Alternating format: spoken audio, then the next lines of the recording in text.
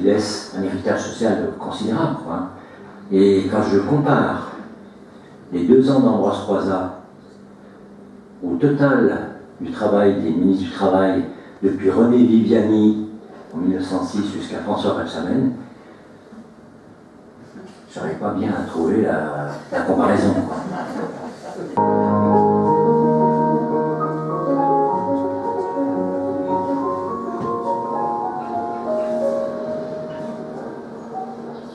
La maison d'Ambroise. Ah oui, c'est papa qui a acheté, il a besoin de quelque chose qui se raconte un peu. La sécurité sociale a totalement transformé la société française.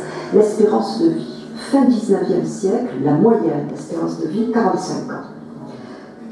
En 1960, donc 15 ans après l'instauration de la sécurité sociale, l'espérance de vie est à 70 ans, ce qui était énorme comme bond.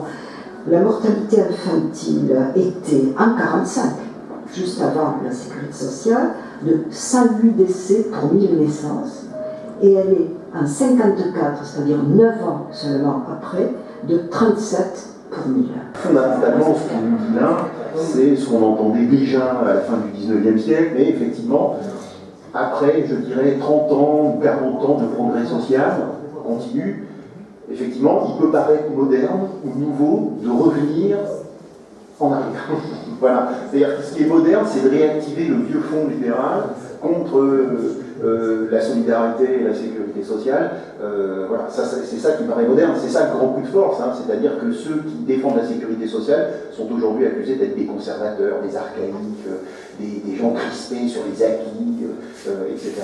Et eux ont réussi à s'incarner, ce projet réactionnaire a réussi à s'incarner comme un projet de mouvement, de progrès. C'est ça, c'est-à-dire de déguiser le grand bond en arrière comme un grand bond en avant. Donc ça, c'est fascinant. Je suis le docteur Claude Reichmann, je suis le président du mouvement pour la liberté et la protection sociale qui a été fondé en 1991 dans l'objectif de faire en sorte qu'en France soit supprimé le monopole de la sécurité sociale. Il faut savoir que la sécurité sociale, c'est 1/3 du PIB. C'est 1/3 du PIB, hein. 1/3 du PIB qui passe par... Je ne connais pas les chiffres, 600 milliards, à peu près 600 milliards.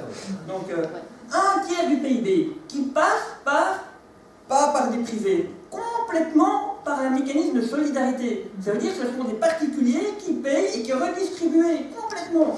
Vous imaginez la manne que ces gens qui sont là propriétaires de toute l'industrie aimeraient bien se prendre une commission au passage. Ils pourraient augmenter d'1/3 leur richesse.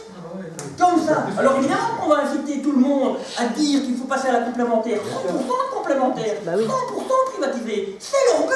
Eh bien c'est ça qu'il ne faut pas accepter. Dire que c'est impossible de résister à ça, ça veut dire bon, on a traité comme des moutons, de se faire pondre, de se faire couper à la boucherie, etc. Eh bien il ne faut pas l'accepter. Et il faut le dire aux gens.